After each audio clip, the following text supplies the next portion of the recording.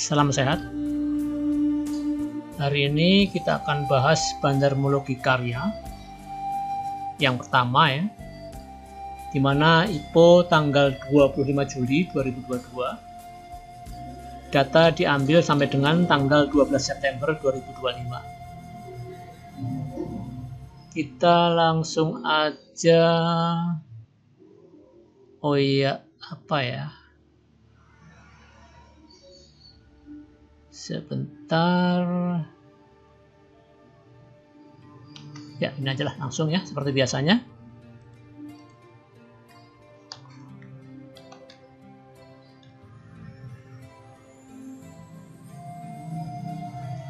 Di sini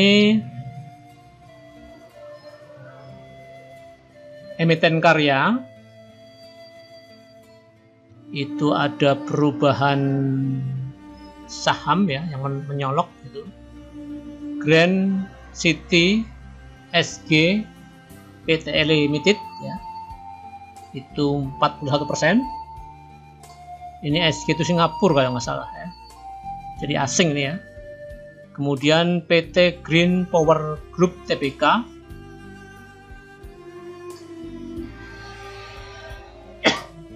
ini underwriternya apa ya ini ya?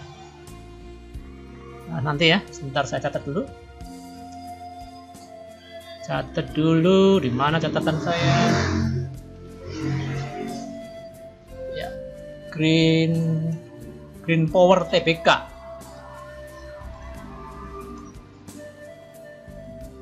PT Green Power Group Tbk. Nah, sini ada kode sahamnya ya. Terus yang G ini 4% ya. Dimana saham publiknya 28,48%. Di 2,48% saham publiknya. Ini versi IDX yang kekinian ya. Nah, kemudian versi iPod ya, ini 32,48% ya. Jadi ada perbedaan ya. Nah, di sini PT Bangun Karya Tbk masih ada 17% ya. Terus Hokguan Darmo 9%, 9,52 tepatnya. Nah, ini tadi Green tadi. Green City Singapura PTE Limited.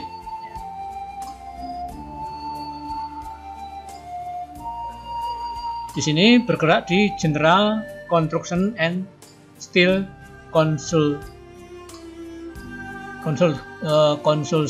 Ya. Itu ya. Sekilas company profile. Di sini PT Karya Arta Sinergi ini anak perusahaan ya, pendanaan atau founding ya, 51%. Ya, kita langsung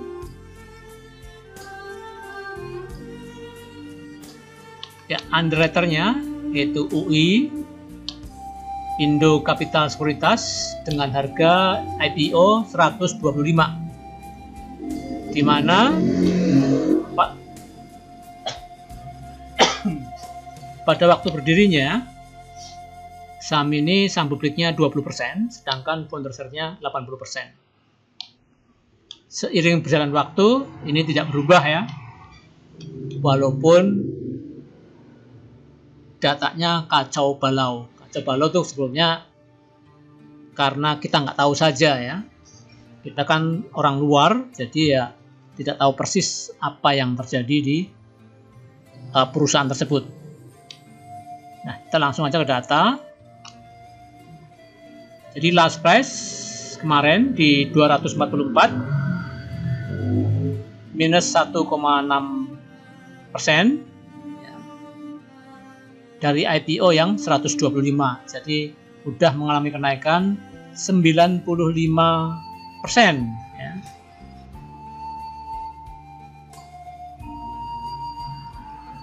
Di mana pernah menyentuh angka 50 ya, selama 200 hari ranknya,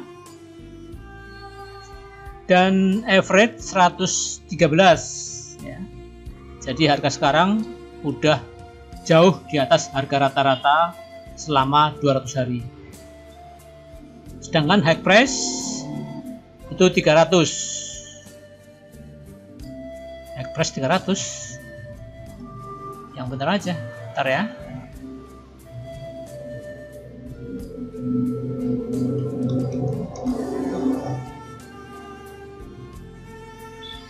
Oh iya, 300 ya, ini nyentuh ya.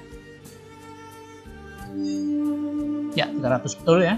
Jadi high price-nya di 300.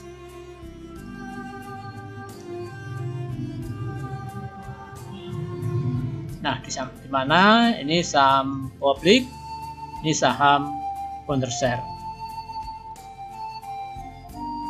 Nah, ini yang aneh kalau kita bandarmologinya lugu ya. Lurus. Nah, saya termasuk golongan lurus. Nah, di sini buy dan sell-nya 1 miliar saham. Ya udah semua lah gitu. Ini kan total share-nya aja 1,6, atau saham publiknya aja 340. Ini yang dijual 1 miliar saham, sedangkan saham publiknya 340 juta lembar ya. Nah, di sini usut punya usut, ini adalah akuisisi ya. Akuisisi. Jadi perusahaan ini karya tidak dimiliki lagi oleh pendirinya waktu IPO ya. Jadi udah di akuisisi oleh perusahaan lain. Nah, ketawanya ya kemarin waktu saya buat bandarmologi, loh ini kok B-nya 1 miliar, sedangkan founder share saham publiknya 340. Jadi ada ketimpangan di bandarmologi yang saya buat. Nah, ini harus yang bisa mengejas ya, atau merapikan bandarmologi ini ya orang-orang BEI ya, atau orang-orang perusahaan sendiri ya. Karena bandarmologinya udah keejas ya, keejas dengan adanya akuisisi. Akuisisinya kalau nggak salah ada ada dua perusahaan besar ya, yang beli 41% dan 17% ya. Kemarin nggak sengaja sebetulnya tahunnya, penasaran aja kok sananya di grup, oh udah diakuisisi ya. Kita baca dulu secara lugu ya, secara lurus ya. Nah, di mana broker aset itu jualan 75% ya, dari yang pokoknya intinya perubahan dari orang yang pegang IPO pertama kali ya, 75%. Nah, asetnya dari mana dapat 75% ini ya? Tahu-tahu muncul aset ya, padahal underwriternya UI. Nah, ini underwriter jualan 18%, aset 75%, BG 6%, AGF 1%, ZPFL 0%, YUL 0%, dengan masing-masing harga seperti yang ada di sebelah kanan ini.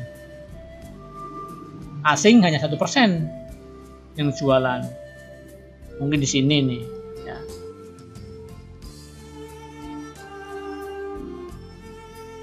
Ya, oh sama ini ya, AGF ya. AGF 1% ini. Nah, ini yang bayarnya.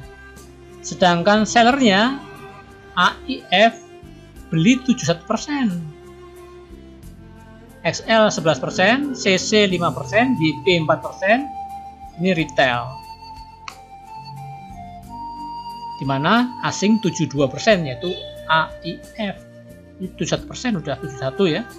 Ini 72, tambah apa lagi nih? VAF ya. Dan kawan-kawan tapi ini. Nah, ini asing 1%, jadi 72%. Nah, lokalnya 28%. Nah, yang tanda tanya tadi, jumlah sahamnya 1 miliar dijual, padahal saham pabriknya sekian. Jadi kalau ada seperti ini lagi, kemarin pernah saya bingung di saham Nice ya, yang mengalami demikian juga seperti ini, bingung karena yang di market kok melebihin saham pabrik. Lebihnya 721 juta lembar. Ya. Tuh, jadi ya dibaca yang bisa dibaca ya. Ini contohnya ya ini. Oh, AIF, penguasa dari saham ini adalah AIF. Tapi celakanya harganya dengan 39. Ya. Jadi AIF ini beli dari founder share lah, mau nggak mau kan, 39 rupiah, jauh dari harga pasar. Ya, ini 39 ini ya bukan orang satu ya, mungkin ada AIF yang lain ya. Ini adalah harga rata-rata AIF siapapun orangnya ya. Tapi di sini mungkin ada mayoritas karena di sini 39 jelas nggak mungkin, karena saham ini belum pernah jatuh di bawah 50.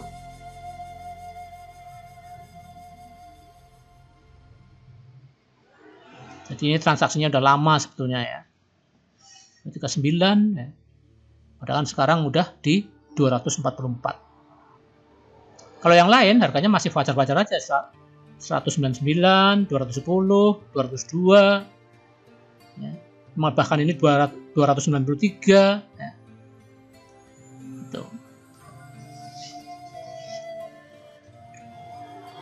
Nah, di sini ya sekedar baca aja ini. Nah, ngawur datanya. Ini juga ngawur. Ya, ngawur nggak ngawur ya. Jadi istilahnya tidak mencerminkan ya posisi saham pabrik yang sebenarnya. Tapi yang jelas memposisikan rajanya tetap AIF. Tapi sayang dengan harga sekian. Jadi sudah terlalu tinggi kalau dibanding dengan harga sekarang. Tapi ya kalau mau masuk ya masuk aja. Ya. Karena ini jelas AIF menjadi shareholder ya, sebagai ya pemiliknya ya yang AIF ini.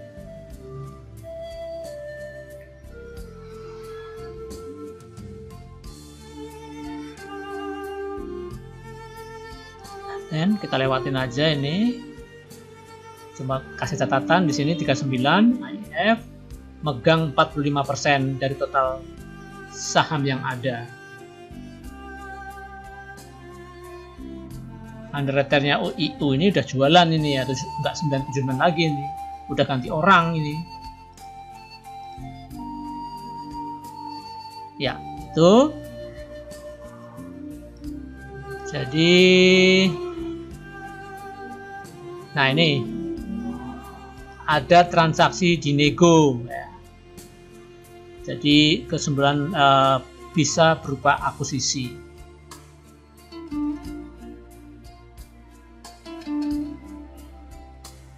Nah, kalau kita lihat yang di market benar, maksudnya yang telah pindah tangan, udah ke pasar, dilempar ke pasar, baik pasar nego maupun pasar tunai, baik pasar reguler, itu AIF megang 71%. Kemudian XL 11%, CC 5%, dan seterusnya. Ini distribusi ya, distribusi dari yang punya ke orang lain ya. Terus yang jual aset 75%. Ini underwriternya IU 18%. PG minus 6%.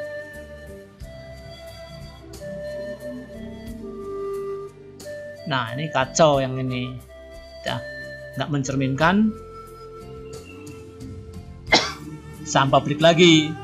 Masa saham publiknya 34% yang di buy sell. Nah, padahal di sini tertulis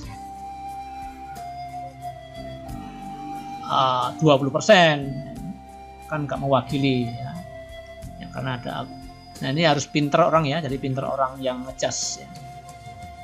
Harus cari data, nego di harga berapa, siapa yang beli ya.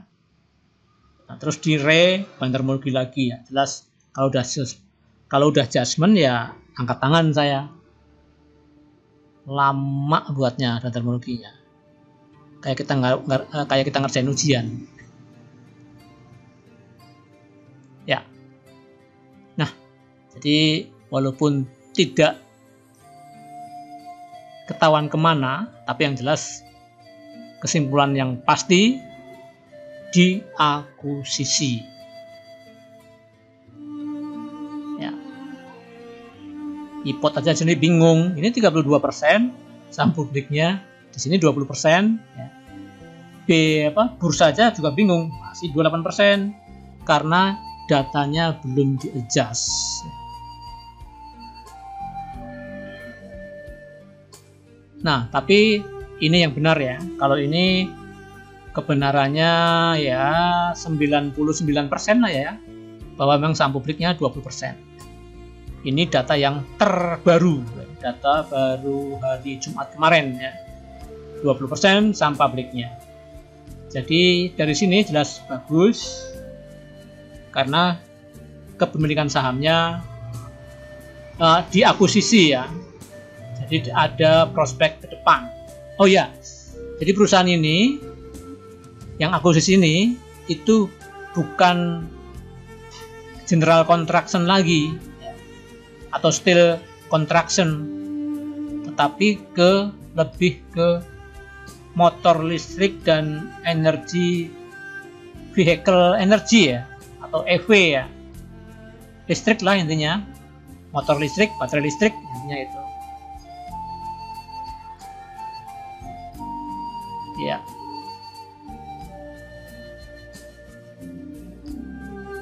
Nah itu jadi saya pernah menjumpai seperti ini ya, itu di saham NES yang telah saya sebutkan tadi. Terus di sini ya karya sendiri, kemudian saham PISA kalau nggak salah ya. PISA pernah juga, saya lupa ya, benar atau enggaknya, tapi sekilas ya pernah bingung. Tapi ya kayaknya ada sih, saya buat bantermologinya, tapi saya lupa bulan berapa ya, yang jelas tahun 2025, tapi bulannya lupa. Bisa Anda searching bantermologi PISA ya. Atau nanti linknya saya sertakan di bawah ya kalau sempat ya, karena ini karya aja pusing. Nah, gimana saya mau mempertanggungjawabkan bantermologinya? Kok datanya seperti ini? Salah data paling gitu kan. Kalau datanya ngawur, ya dibuat video kan gak enak juga. Tapi ternyata terpecahkan, ya karena memang benar, data benar. Cuma tadi akuisisinya itu yang nggak jelas. Maksudnya nggak, datanya ya entah kapan diakuisisi. Kedua ya memang harus perlu adjustment. Nah, adjustment di sini ini matematik. Di adjustment ya bukan matematik lagi. Nah, matematik. Dibeli sekian, dijual sekian, kurang sekian, ya harus klop. Saham pabriknya sekian, ya harus klop. Kalau udah adjustment, ya bukan tanggung jawab bantermologi, terutama yang sistem ini. yaitu saya pingin coba bandarmologi semenjak saham ini dia di 50 berapa ya, 52 atau 51 ya, pokoknya di sini ya, sampai akhir ini itu bandarmologinya seperti apa. Jadi kalau ini jelas nggak seluruh ya, nggak seluruh saham yang dibuat bandarmologi, hanya saat di sini tanggal 26 Maret 2025 sampai kekinian terakhir kemarin. Nah, coba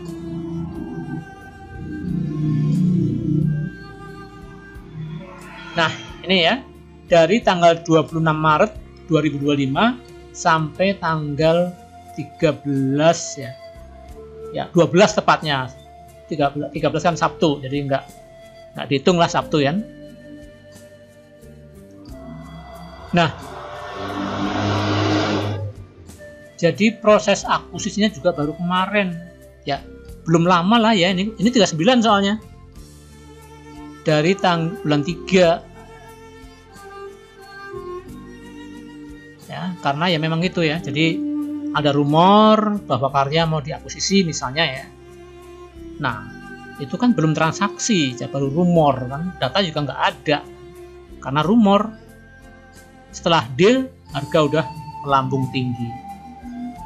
Jadi beruntung lah ya punya insider ya, tahu sebelum terjadi, maksudnya tahu sebelum MOU pembelian PT tersebut, tahu sebelumnya siapa yang mau akuisisi ya. Itu kan data mahal itu. Data mahal dan tidak mudah orang dapat infonya. Nah, saya aja nggak tahu, setelah dibuat bandarmologi baru tahu, oh ada yang nggak beres gitu kan. Karena saya termasuk aliran tidak begitu memperhatikan news ya, karena news itu ya tadi rumor gitu kan. Setelah akuisisi harga malah turun misalnya gitu, laba naik harga turun sahamnya gitu.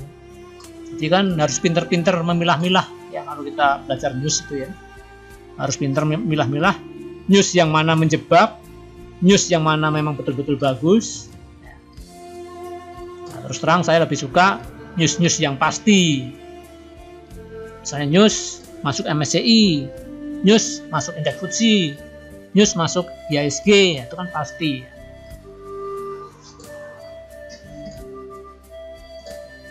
Ya, itu. Nah, di sini ya, hampir sama data dengan tadi ya. Jadi intinya perubahan saham ya baru-baru ini. Nah, ini makanya volumenya ini kelihatan. Jadi kita harus ya, kalau ada volume tiba-tiba mendadak dangdut, kita perhatikan ya. Nah, misalnya ini kan, ini mendadak ada suspend, nah turun lagi, siapa orangnya yang betah tahan, turun lagi jual lah gitu kan. Mau beli lagi, takutnya udah selesai pestanya. Ya namanya kita orang luar kan, udah selesai pestanya, pestanya belum selesai, naik lagi masih ya, bahkan lebih tinggi naiknya.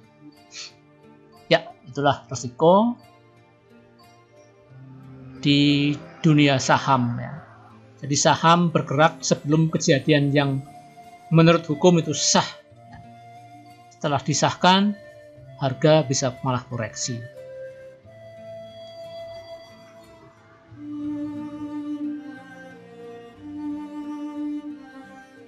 Ya, di sini ya sama lah ya, sama dengan tadi.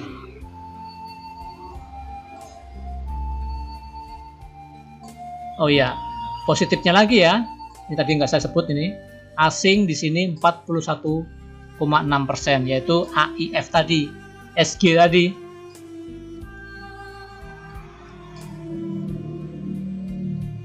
Ini Green City SG Limited, ya, ini 41%. Ini asing ya, Singapura.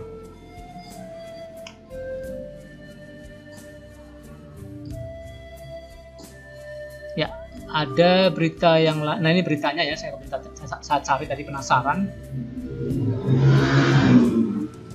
Nah, ini saham karya mulai berpindah sini ya, baca sendiri lah, saya nggak ya, jadi berpindah, intinya berpindah ke mana ini,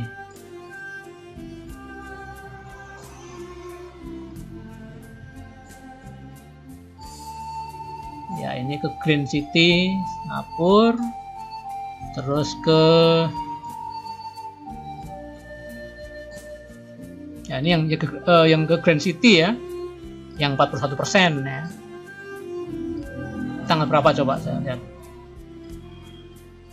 Nah, tanggalnya baru kemarin 10 September 2025. Harganya udah tinggi. Ya, jadi itulah apa sell on news. Ya. Terus ini juga baru 10 September juga. Dari PT Karya ini dijual kemana ini? Mata saya udah nggak jelas ya untuk lihat data ini. Maka saya nggak suka news karena ya keterbatasan penglihatan karena faktor U. Dengan bagaimana bangun karya. Nah, ini ya. Melalui transaksi pengalihan saham dengan mekanisme VOP. Ini yang 17% ya. Yang 17%.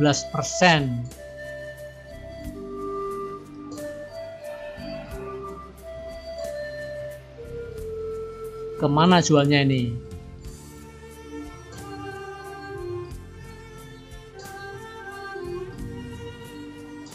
Tak gedein dulu lah.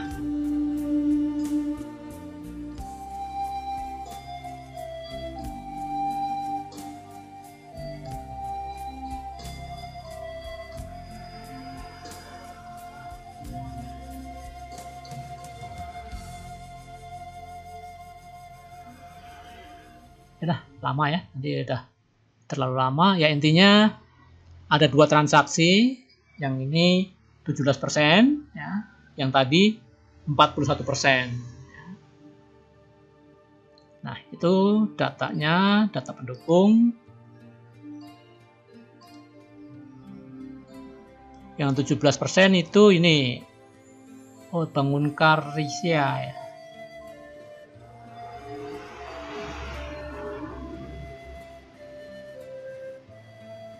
Ya, di sini masih ada Bangun Karya ya. Di Bangun Karya intinya udah jualan.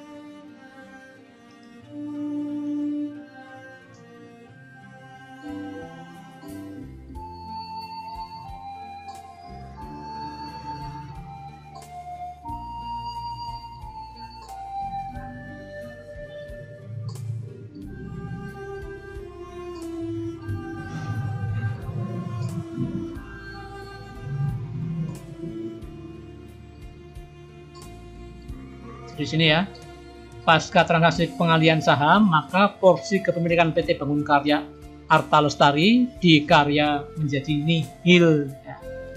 Jadi tidak ada kepemilikan lama di saham ini lagi ya. Itu ya, jadi itu kalau ada salah maafkan daku ya.